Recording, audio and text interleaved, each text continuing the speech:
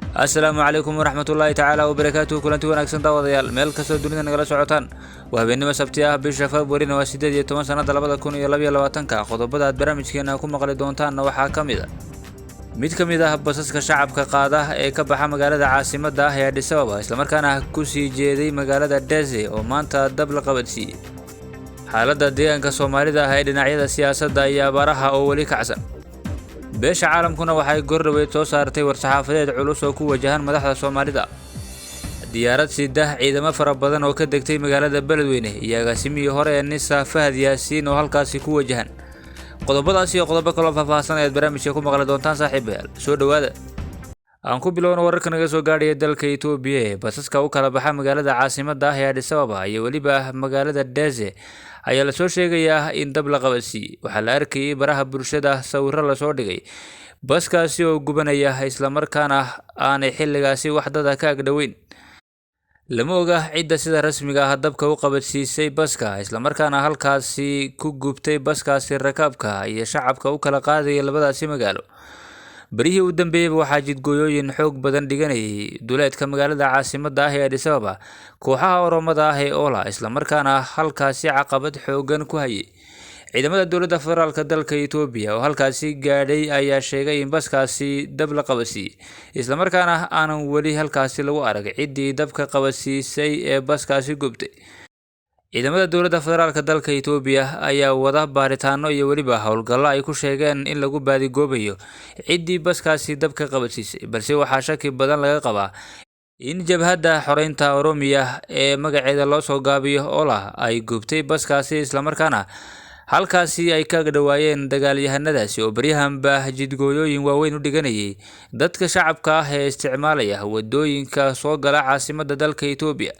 balse kooxahaasi Oromada waxay u badnaayeen ismaamulka Oromada isla markaana waxay halkaasi ka wadeen howlgallo ay ku sheegeen in ay ku baacsanayaan dadka u shaqeeya dowladda federaalka dalkaasi Itoobiya ma jirto cid ilaa iyo hadda si rasmi ah u sheegatay dhacdadaasi oo ku noqotay dad fara badan oo u kala goosha dalkaasi Itoobiya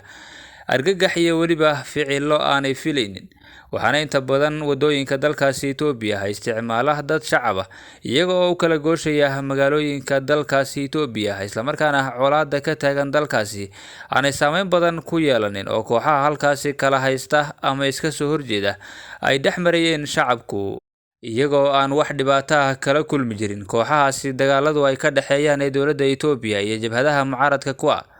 inkastoo kooxdaasi Oromada ah ee Ola ay baryahan waday dhaqaaqyadaasi ka dhanka ah guud ahaanba dadka isticmaalaya wadooyinka ka gala caasimadda dalka Itoobiya dhinac walba inkastoo ay u badnaayeen dhinaca Oromada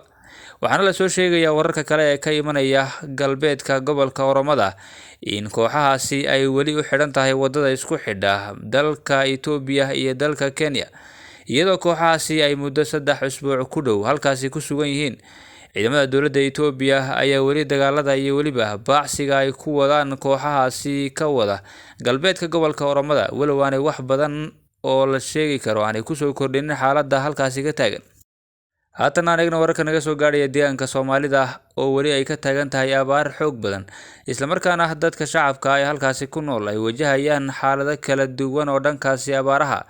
iyadoo dhanka kale deegaanka Soomaalidu ay ka taagneyd siyaasado isdiidan isla markaana mucaarad fara badan oo ku kacsan madaxweyne Mustafa Maxamed Cumar ay ku sugnaayeen magaalada Jigjiga isla markaana ay dhaliilo xoogan u jeedinayeen dowladda uu hogaaminayo Mustafa Maxamed Cumar waxaana la soo tabinayaa in ciidamada gaarka ah ee Liyo Boolisku ay dad fara badan ku xidheen magaalada Jigjiga isla markaana mucaarad xoogan ku ahaa madaxweynaha haatan xilka haya ee Mustafa Maxamed Cumar xaaladahaasi abaaraha iyo siyaasadda dhankeeda isugu jira ayaa ka taagan deegaanka Soomaalida waxaana deegaanka Soomaalidu marka la eego dhanka abaarta uu xilligan wajahaya xaalad adag waxaana halkaasi soo gaadhaya deeqo kala duwan oo ka imanaya dunida iyo waliba deegaanada Itoobiya bangiga adduunka ayaa lacag dhan 46 milyan oo dollar ugu deeqay abaaraha ka jira deegaanka Soomaalida dhanka kale maamulka Sidama ayaa maanta soo gaarsiiyay deeq lacageed oo gaadhaysa 20 milyan oo bir deegaanka Soomaalida oo ay sheegeen in ay ka qayb qaadanayaan abaaraha ka jira deegaanka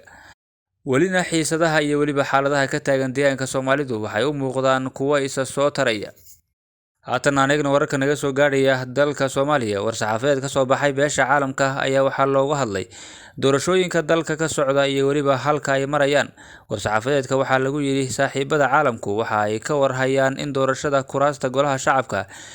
ay qiyaastii kala bar qabsoontay. Beesha caalamku waxa ay mar kale hoosta ka xariiqayaan baahida loo qabo sixidda qaladaadka habraaca loo wajahayo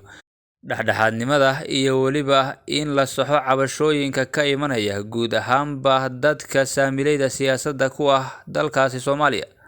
beesha caalamka ayaa intaasi ku dartay musharaxiintu waa inay xor u ahaadaan inay tartamaan caqabad la'aan, suxufiyiintuna waa inay awood u yeeshaan inay tabiyaan waxa halkaasi ka socda. Bulshada rayidka ahna waa in ay si xor ah u kormeeraan howlaha doorashada cabsi gelin la'aan.